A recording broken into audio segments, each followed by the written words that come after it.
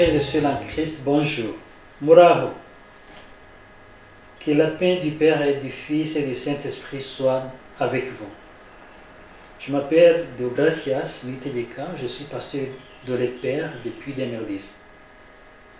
La paroisse de Kiovon est la 4e parmi lesquelles j'ai eu la chance d'être son responsable pendant toutes ces années. Je suis très honoré de saisir cette opportunité pour partager en quelques mots avec vous ce que nous vivons actuellement comme Église du Rwanda, particulièrement l'Église presbytérienne au Rwanda, à la paroisse de Kiovon.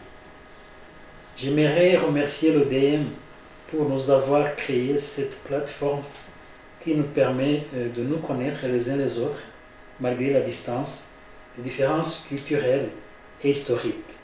Je connais la paroisse de Morges depuis août 2008, quand j'ai eu la chance, avec mon collègue Jean-Marie Vianney, d'accueillir au Rwanda un groupe de jeunes et personnes adultes venant de cette paroisse, dans le cadre d'échanges organisés par l'ODM. Pendant ce temps, les pères nous avaient délégués pour aider ce groupe en tant que guide. Je garde aussi la mémoire du culte en duplex qui a eu lieu le 31 janvier 2016 entre la paroisse de Morges et la paroisse de Rwengela, où j'assumais la responsabilité de pasteur responsable pendant cette période. Ce jour-là, nous avons planté l'arbre symbole de la mémoire et de l'amitié entre ces deux paroisses. En effet, comme je l'ai mentionné si haut, actuellement, je travaille à la paroisse de Kiovon. Il s'agit d'une paroisse qui est au centre de la ville de Kigali, capitale du Rwanda, et c'est tout près du Bureau national de l'Epère. Elle compte à peu près 1700 personnes, à compter les enfants de l'école du dimanche, les jeunes et les personnes adultes. Mais ceux qui participent activement et régulièrement au culte le dimanche sont autour de 500 personnes. Avant l'arrivée du Covid-19, on faisait 3 cultes, le culte en Kinyarwanda, le culte en français et le culte en anglais. Dans ces 3 cultes, la liturgie semble la même, mais la grande différence est au niveau de l'ambiance, des chorales et des chrétiens qui participent. En particulier, le culte du Kinyarwanda est composé par des éléments un peu nombreux par rapport au culte en anglais ou en français. C'est la liturgie de l'Église réformée de manière universelle. Donc, après le consistoire, la parole d'accueil et la prière d'invocation, on donne assez de temps au choral de chanter et de danser. Et après, on observe tous les éléments du culte, mais après la demande du pardon et la prière pour le pardon de Dieu, il y a aussi un autre élément très important de la prière de délivrance. C'est là où on prie pour les requêtes des chrétiens, pour les sujets très importants, mais aussi on peut prier particulièrement pour les malades qui sont là dans l'assemblée. On peut même les appeler, venir devant l'assemblée, et puis le pasteur pose les mains aux chrétiens et prie pour la délivrance.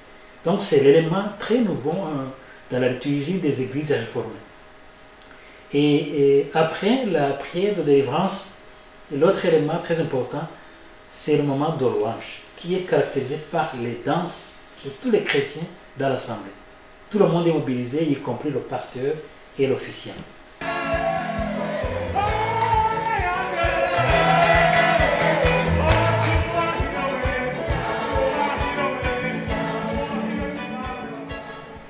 Et après, on fait la lecture de la parole et on suit l'ordre normal de la liturgie de l'Église réformée. L'autre élément nouveau dans notre tradition du culte, c'est comment on donne l'offrande. Actuellement, l'offrande est faite de manière électronique, par des transferts bancaires pour éviter la contamination du Covid par le transfert de main à la main des billets ou des pièces d'argent. Cependant, depuis le 19 janvier 2021, toutes les églises sont fermées pendant des semaines, susceptibles d'être prolongées, suite à une augmentation des cas de personnes infectées par le Covid-19. Actuellement, toute la ville de Kigali est mise en confinement et tout le monde est confiné à la maison. Cette pandémie a dramatiquement affecté la vie de la population et de l'Église en particulier.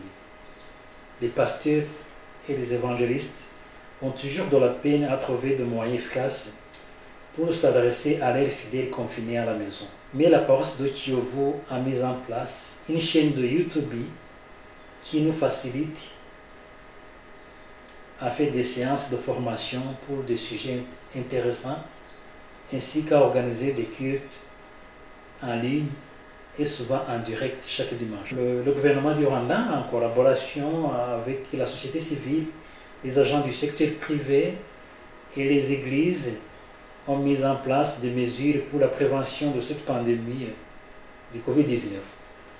On a essayé de mettre en place le matériel nécessaire dans tous les centres de santé et les hôpitaux pour tester le Covid-19, mais aussi essayer de donner des soins qu'il faut aux personnes infectées. L'autre élément positif est que la population est aussi sensibilisée et chacun est conscient de sa responsabilité dans la lutte contre cette pandémie. Pour la paroisse de Kiyovu, on essaie de donner un peu d'assistance aux personnes affamées qui n'ont plus d'emploi avec la petite caisse de la diaconie qu'on dispose. Nous encourageons aussi nos fidèles à s'entraider à travers les communautés ecclésiales de base, les églises de maison. Pour me résumer, au nom de tous les chrétiens de la paroisse Kiyovu, j'aimerais exprimer toute notre gratitude aux DM et à les pères qui nous ont tissé ces liens et nous ont permis de nous connaître.